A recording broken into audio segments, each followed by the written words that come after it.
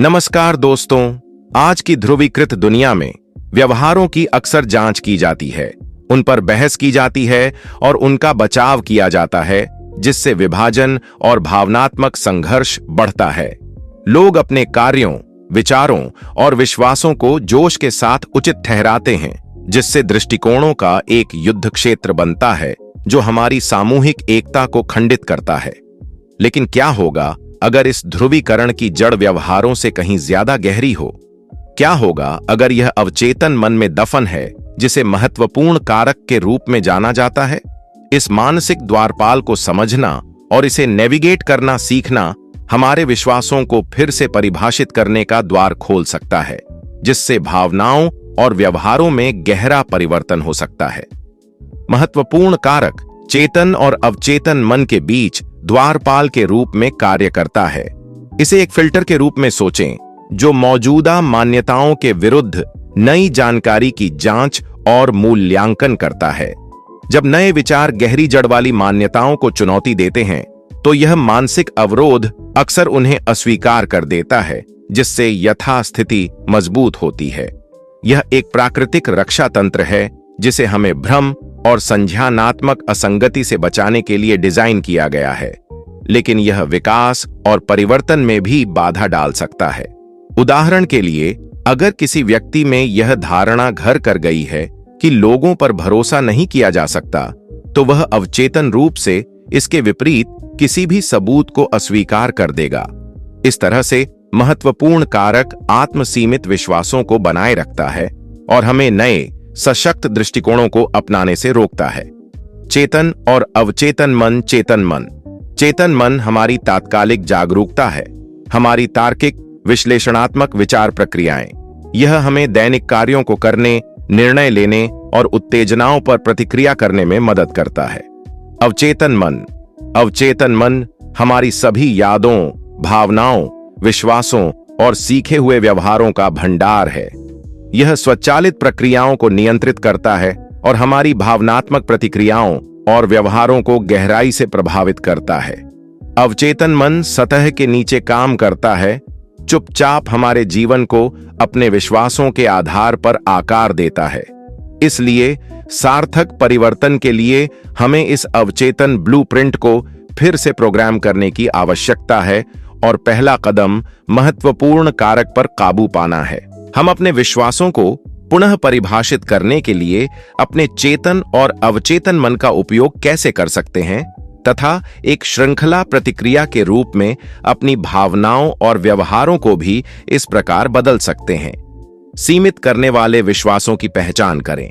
पहला कदम उन विश्वासों को पहचानना है जो अब हमारे काम के नहीं हैं। ये बार बार आने वाले नकारात्मक विचारों या पैटर्न के रूप में प्रकट हो सकते हैं, जो हमें पीछे धकेलते हैं। आम उदाहरणों में शामिल हैं, मैं पर्याप्त अच्छा नहीं हूं, मैं सफलता के लायक नहीं हूं, या मैं अप्रिय हूं। महत्वपूर्ण कारक को बायपास करें। निर्देशित विश्राम के माध्यम से ट्रांस अवस्था में प्रवेश करने से महत्वपूर्ण कारक को शांत करने में मदद मिलती है, जिससे हम बिना किसी प्रतिरोध के अवचेतन मन के साथ संवाद कर सकते हैं। इस अवस्था में अवचेतन मन नए विचारों के प्रति अधिक ग्रहणशील हो जाता है। विश्वासों को फिर से परिभाषित करें। पुराने विश्वासों की जगह नए, सशक्त विश्वासों को अपनाएं। उदाहरण के लिए, मैं पर्याप्त अच्छा नहीं हूं को मैं प्यार और सफलता के योग्य हूं से बदलें। इस प्रक्रिया में विजुअलाइजेशन, पुष्टि और कहानी सुनाना शक्तिशाली उपकरण हो सकते हैं। आत्मकरुणा, क्षमा और कृतज्ञता विकसित करें।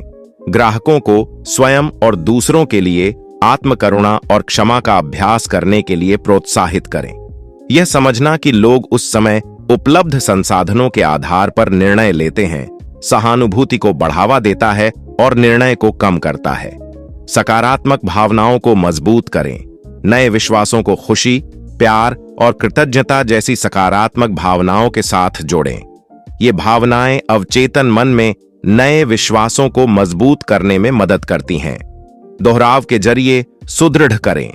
दोहराव नए विश्वासों को स्थापित करने की कुंजी है। ग्राहकों को रोजाना अपने वांछित परिणामों की कल्पना करने, पुष्टिकरण दोहराने और खुद को सकारात्मक प्रभावों से घेरने के लिए प्रोत्साहित करें।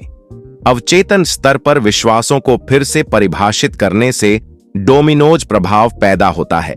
जब विश्वास बदलते हैं तो भावनाएं भी बदलती हैं और व्यवहार भी।